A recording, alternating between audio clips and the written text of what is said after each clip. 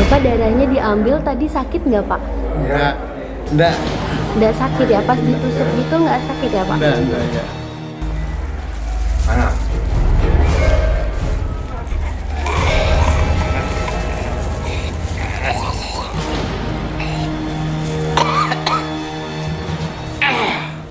Saya memajunya dari syarat Islam itu kan bahasanya sunnah Rasulullah.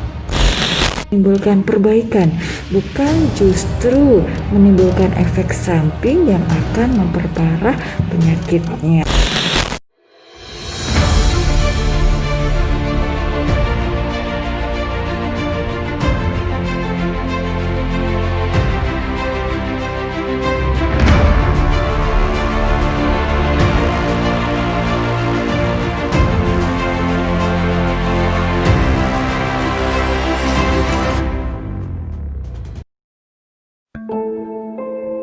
Kalau ini sistemnya, kalau totok darah itu saya nyiptain sendiri, tapi dari pengantarnya itu kan dari bahasa sunnah Rasulullah, ya kan? Pembuangan darah kotor, ya kan. Jadi kalau secara medisnya itu sebenarnya udah ada, namanya detoksifikasi, buang racun dalam darah. Ini detoksifikasi, detok buang racun dalam darah. Itu fungsinya bagus, bisa bersihin ginjal, bisa nyehatin jantung, ya kan.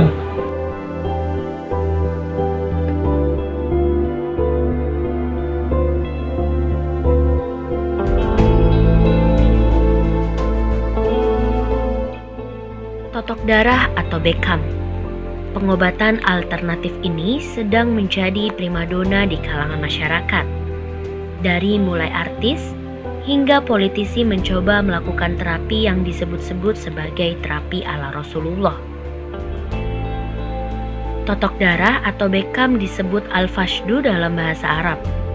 Adalah teknik mengeluarkan darah kotor dari pembuluh darah vena yang dilakukan oleh seorang terapis. Pada 2019 silam, Kementerian Kesehatan melakukan sidak ke klinik Beckham yang dinilai telah melakukan praktik yang tidak sesuai dengan ketentuan kesehatan dan standar yang berlaku. Kini, terapi Beckham atau totok darah sudah meluas. Tempat praktiknya sudah ada hampir di semua provinsi di Indonesia. Saya dan tim presisi mengunjungi tempat praktik totok darah yang ada di Kota Tegal. Kami berencana untuk melihat secara langsung bagaimana proses pengobatan yang menuai banyak kontroversi di bidang medis ini. Gimana caranya tahu pasiennya itu harus diambil darahnya itu di bagian mana Pak? Pertama kan tak tanya dulu riwayatnya apa dulu. Biasanya tak tanya udah ke dokter belum, ya kan, punya riwayat apa, penyakit apa, kan dia udah cek darah belum semuanya, terus sudah cek HP belum, ya kan. Cuma kalau bagus semua, ada keluhan apa itu tak lihat ibaratnya gini, kok asam uratnya tinggi Pak Edi, itu dari tes itu tinggi, ya itu tak lihat ya. Kalau dia, saya belum tes, ya udah nggak apa-apa, ntar tak tanya keluhannya apa dulu, apakah lehernya kaku, apakah kakinya itu pada sakit semua, ya kan, apakah pengennya makan tidur ya kan, itu ntar ketahuan dari indikasi, ya kan. Totok darah diklaim bisa sembuhkan banyak penyakit karena mengeluarkan darah kotor dari dalam tubuh untuk kesehatan yang disebut detoksifikasi. Namun, apakah secara medis totok darah aman dan merupakan pengobatan yang tepat untuk kesehatan?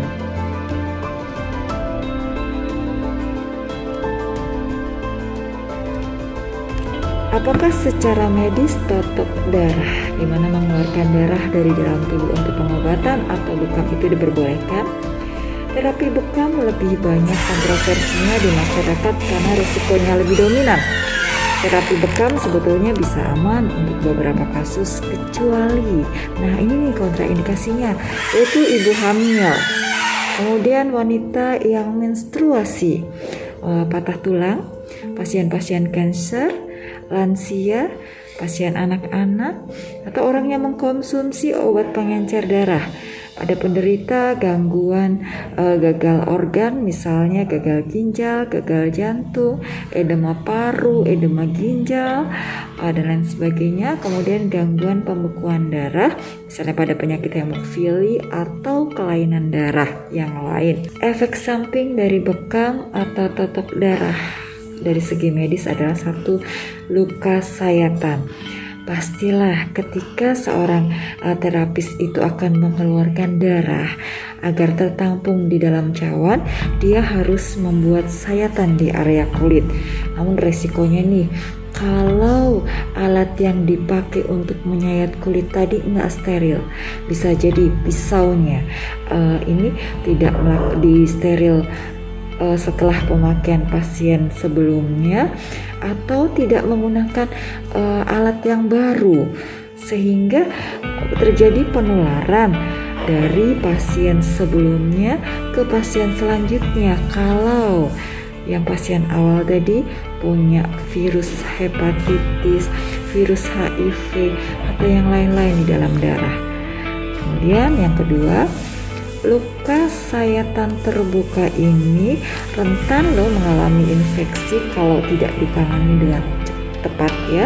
Misalnya lukanya nggak ditutup, nggak didesinfeksi dengan betadine, sehingga potensial berkontak dengan udara luar, kuman-kuman dari udara itu bisa nemplok di situ, terjadilah infeksi. Jadi pastikan alat yang dipakai harus disteril, atau lebih baik lagi kalau menggunakan alat baru pada setiap tindakan. Belum lagi kalau misalnya di dalam cawan bekam itu hanya dibersihkan sekadarnya saja, maka ada sisa darah atau sisa kotoran, ini juga bahaya. Selanjutnya adanya perdarahan, misalnya pada pasien hemofili yang mempunyai gangguan pembekuan darah, begitu disayat darahnya keluar banyak, terjadi perdarahan, gak bisa berhenti, bisa terjadi kekurangan darah yang bisa mengancam jiwa. Kemudian yang keempat, luka bakar tuh kalau bekamnya strong banget, terlalu kenceng banget, di sini maka bisa terjadi seolah kayak luka bakar ya, hematom. Ini membahayakan jiwa sih enggak, tapi memang mengganggu ya, karena ada pembekuan darah di bawah kulit. Jadi hati-hati ya. Ada baiknya sih kita menunggu penelitian dari uji klinis terlebih dahulu sampai benar-benar dibuktikan bahwa terapi ini memberikan manfaat bagi kesehatan. Penelitian betul-betul valid, bukan penelitian yang apa kata orang deh gitu. Sebenarnya ada beberapa cara yang digunakan terapis saat melakukan terapi FASDU.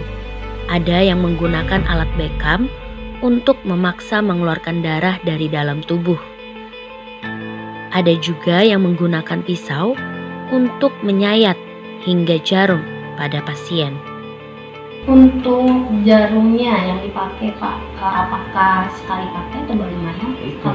Yang saya utamakan satu itu steril, karena apapun itu harus steril. Yang namanya steril itu bukan barang bekas dicuci jadi baru bukan. Jadi yang namanya steril itu barang baru belum dipakai. Makanya kalau sekali orang satu itu sekali pakai tak buang, jadi harus steril. Untuk limbahnya sendiri kayak darahnya dan jarumnya? Alhamdulillah kalau limbah saya ada MOU-nya sama Puskesmas, jadi saya buangnya di Puskesmas. Untuk darahnya satu biasanya tak pakai.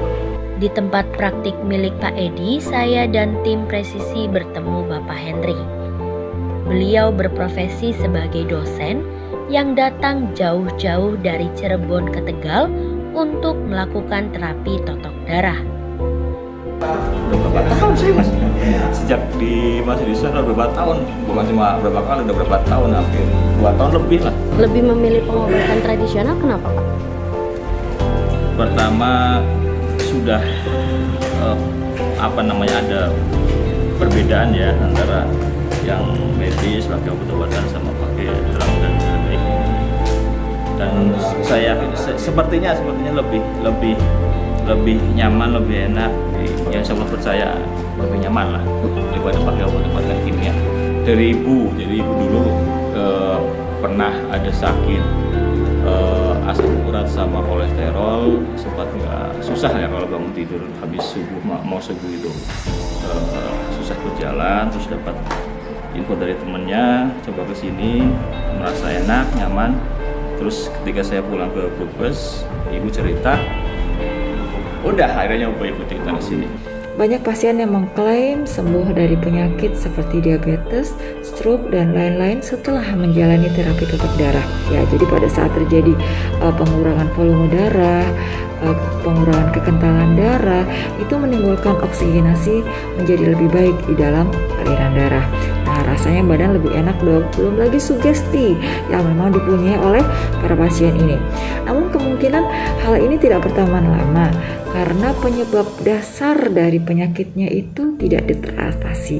Jadi terapi ini hanya sebagai terapi suportif. Asal dipastikan ya, yang pertama Anda tidak termasuk di dalam golongan orang-orang yang punya kontraindikasi untuk menjalani terapi ini.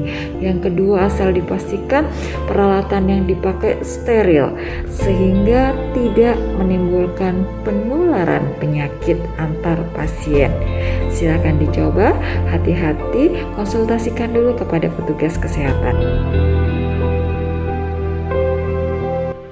Melihat fenomena pengobatan totok darah sebenarnya sama dengan fenomena pengobatan tradisional lain, seperti totok syaraf ataupun akupuntur. Realitanya pengobatan tradisional memang dibutuhkan oleh masyarakat. Namun, sebagian masyarakat masih abai dan tidak paham mengenai praktik pengobatan tradisional mana yang mematuhi aturan kesehatan, seperti penggunaan alat yang steril dan tidak sembarangan saat melukai tubuh pasien. Banyak sekali klinik-klinik pengobatan tradisional di Indonesia. Sebaiknya, pemerintah lebih gencar untuk memberikan edukasi kepada masyarakat agar tidak sampai salah dalam menjalani pengobatan, baik secara medis maupun alternatif. Dari Tegal, Jawa Tengah, Sri Ayuningsi melaporkan untuk Presisi.